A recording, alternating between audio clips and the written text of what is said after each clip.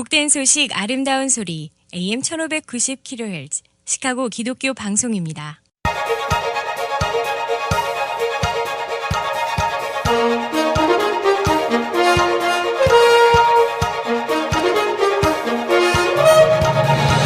김정일 해설위원의 시사 해설. 세상을 넓게 봅니다. 삶의 지평이 넓어집니다.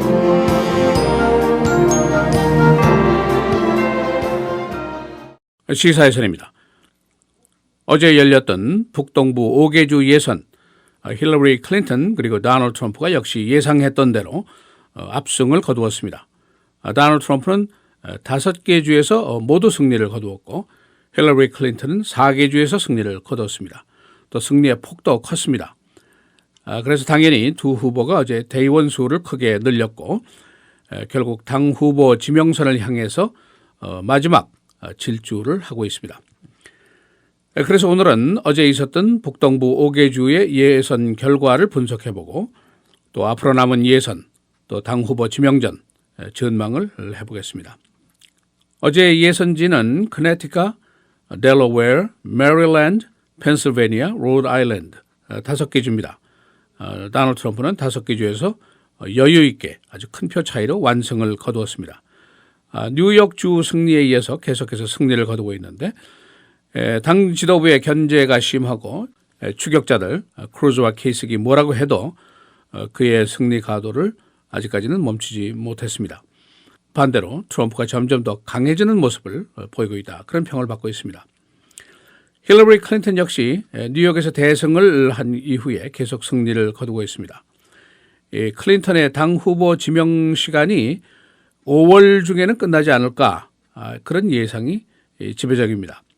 클린턴 쪽에서는 지금 샌더스의 지지자들을 화나게 하지 않으려고 조심을 하고 있고 Game is over 이 선언을 아주 조심스럽게 미루고 있습니다만은 그녀의 지명은 거의 확실하다고 볼 수가 있습니다.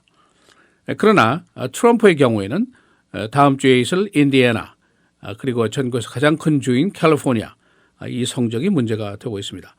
특히 다음 주에 인디애나 결전에서는 크루즈와 케이식이 연합전선을 펴고 있는데 이것이 얼마나 효력을 발휘할 것인지 그런 문제를 남기고 있습니다. 민주당 쪽 샌더스가 과연 언제 포기 선언할 것인가, 그것이 의문인데 본인은 아직도 이번에 패했지만 선거전을 재평가하고 조정을 하겠다, 나는 끝까지 경선하겠다, 그런 뜻을 밝히고 있습니다.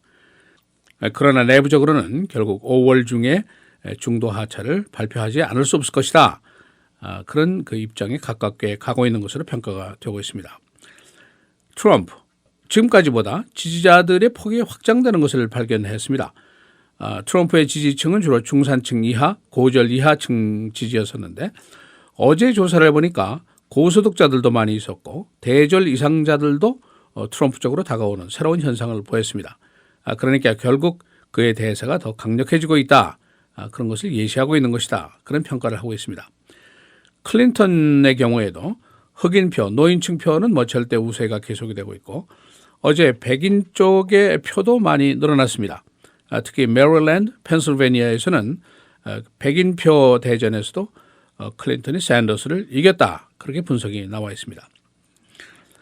2월부터 시작한 예선전 어느새 2월, 3월, 4월이 이제 다 갔습니다. 3개월의 피나는 접전을 이제 마치게 됐고 거의 대세가 이제 눈앞에 확실하게 보이기 시작하는 그런 시점입니다. 이제 5월 그리고 6월 중순 한 달 반 더 겨루게 되는데 6월 14일이면은 50개 주의 예선이 다 끝이 나게 됩니다. 그렇게 되면 민주당의 경우에는 7월 25일에서 28일까지 필라델피아, 펜실베니아로 가게 되고 공화당은 7월 18일부터 21일까지 클리브랜드, 오하이오로 가서 전당대회를 하게 됩니다. 지금 현재 추세로 간다면은 클린턴은 5월 17일에 열리는 켄터키 그리고 오레곤주 예선쯤에는 당 후보 지명선의 그 대의원 2,383표를 무난히 확보할 것으로 예상을 하고 있습니다. 현재 2,168표를 확보하고 있습니다. 그렇게 되면은 아주 여유 있게 본선 준비를 하면서 7월 전당대회에 입성을 하는 것이 가능하게 됩니다. 이 공화당은 조금 더 복잡합니다. 도널드 트럼프가 아직도 몇 개 주에서 더 경선을 해서 실력을 발휘해야 합니다. 어제 5개 주 예선에서 대의원수를 더 늘리면서 후보 지명선인 1237표에서 이제 약 250표가 부족한 그런 상황입니다. 그의 그 월등 우세 지역이 뉴저지, 웨스트버지니아가 있는데 여기서 아마 70표에서 한 85표 정도를 무난히 얻을 수 있지 않을까 그런 예상이 나오고 있습니다. 그러나 몬태나, 사우스다코나, 네브라스카 이런 데서는 큰 기대를 하지 않고 있고 그 대신에 워싱턴주, 오레곤주, 뉴멕시코 이쪽에서 한 40표를 더 추가할 것이다.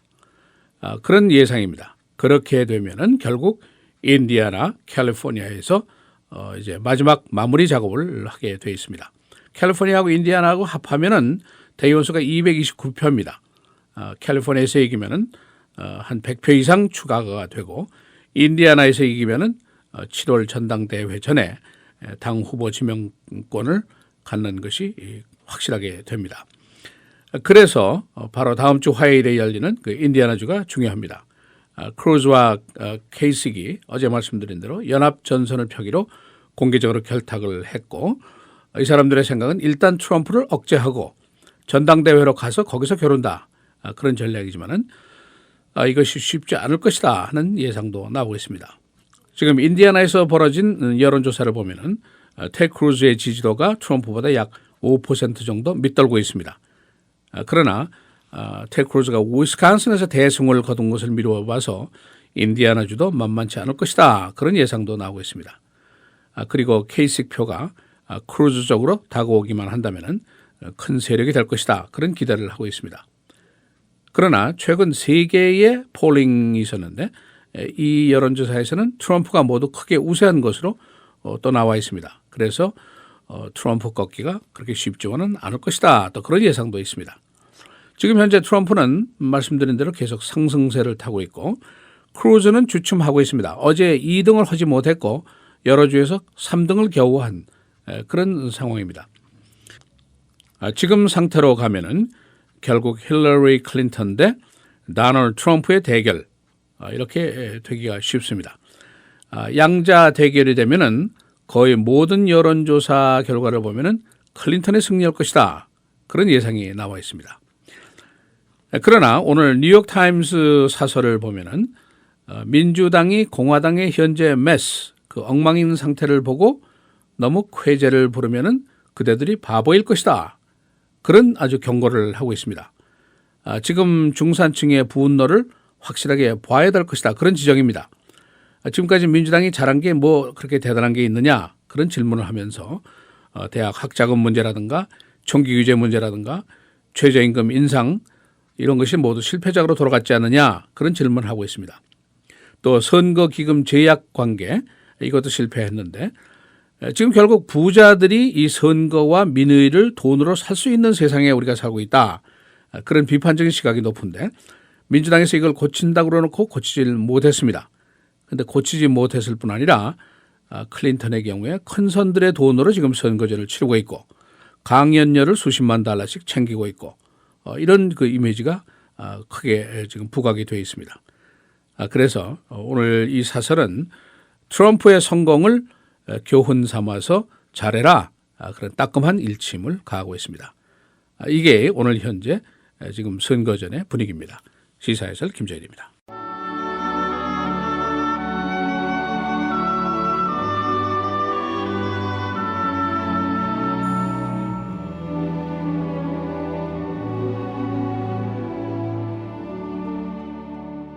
다른 이로서는 구원을 받을 수 없나니 천하 사람 중에 구원을 받을 만한 다른 이름을 우리에게 주신 일이 없음이라 하였더라.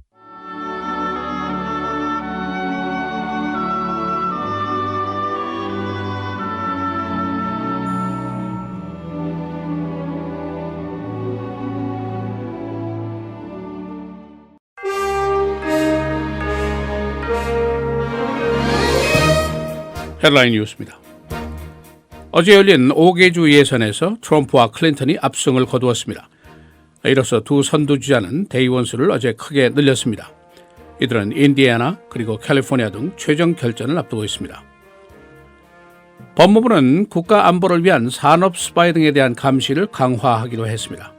당국은 스파이 행위를 기소할 수 있는 법규도 확대합니다.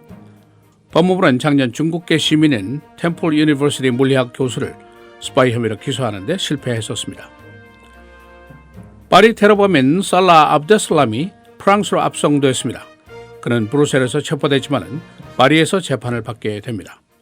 그는 벨지움 출생 프랑스 시민입니다. 성전환을 한 10대의 화장실 사용 권리가 법정에 서게 됩니다. 사우스캐롤라이나에 거주하는 하이스쿨 학생은 남자에서 여자로 성전환한 후에 여성 화장실 사용을 했는데 학교 측이 그에게 1일 정학 처분을 주었습니다. 그는 학교를 소송했습니다. 아이폰 세일스가 크게 하락했습니다. 이는 국제시장의 약화와 새로운 상품 출시 부진 때문입니다. 애플사는 지난 1, 4분기의 매출이 13%나 하락했다고 발표했습니다. 미국 내 스마트폰 사용자의 절반이 아이폰을 사용하고 있습니다.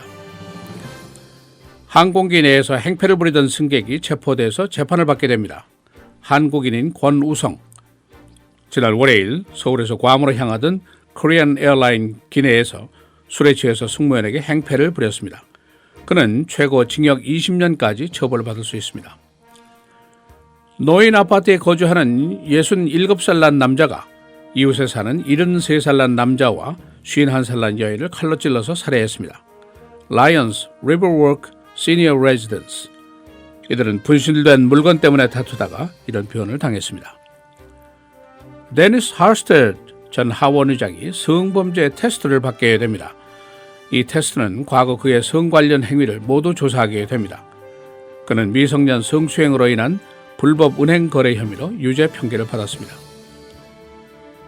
3명의 노스웨스턴 유니버시티 의과 대학생들이 길거리에서 심장마비를 겪은 남자를 구출했습니다. 이들은 공원 벤치에서 심장마비를 일으킨 남자를 긴급 CPR 조치한 후에 911의 도움을 받아서 구조했습니다. 오늘 내일 비가 잦습니다. 오늘 그리고 내일 계속해서 흐리고 비, 최고는 오늘이 55도, 내일은 52도입니다. 금요일 맑고 흐리고 55도, 토요일 맑고 흐리고 비 58도, 주일 대체로 흐립니다. 57도입니다.